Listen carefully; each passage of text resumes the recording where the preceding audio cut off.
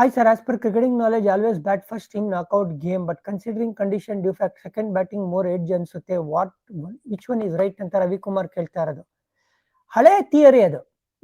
ಮುಂಚೆ first score on the board always an advantage ಅಂತ ಮಾತಾಡ್ತಾ ಇದ್ರು. ಆಮೇಲೆ ಈ ವರ್ಲ್ಡ್ ಕಪ್ ಅಲ್ಲೂ ಈಡನ್ ಗಾರ್ಡನ್ಸ್ ಅಲ್ಲಿ 6 ಪಂದ್ಯದಲ್ಲಿ 4 ಪಂದ್ಯ ಗೆದ್ದಿರೋದು ಫಸ್ಟ್ ಬ್ಯಾಟಿಂಗ್ ಆಡಿದವರು, ಸೆಕೆಂಡ್ ಆಡಿದವರು 2 ಬಾರಿ ಗೆದ್ದಿದ್ದಾರೆ. ಬಟ್ ನೋಡಿ, ಶುರುವಾಗಿದ್ದು ಫೆಬ್ರವರಿಲಿ ವರ್ಲ್ಡ್ ಕಪ್, ಇವಾಗ ನಾವು ಮಾರ್ಚ್ಗೆ ಬಂದ್ಬಿಟ್ಟಿದೀವಿ.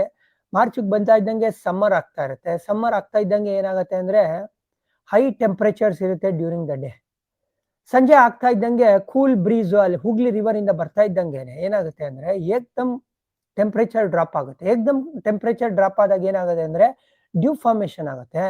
ಈ ಟೈಮಲ್ಲಿ ಡ್ಯೂ ಫ್ಯಾಕ್ಟರ್ ಇದ್ದೇ ಇದೆ, ಅದ್ರದ್ದು ಮೇಜರ್ ರೋಲ್ ಕೂಡ ಇರುತ್ತೆ. ಹಾಗಾಗಿ ಟಾಸ್ ಬಹಳ ಇಂಪಾರ್ಟೆಂಟ್ ಆಗುತ್ತೆ. ಟಾಸ್ ಗೆದ್ದವ್ರು ಫೀಲ್ಡಿಂಗ್ ಅಂದ್ರೆ ಆಶ್ಚರ್ಯ ಪಡಬೇಡಿ.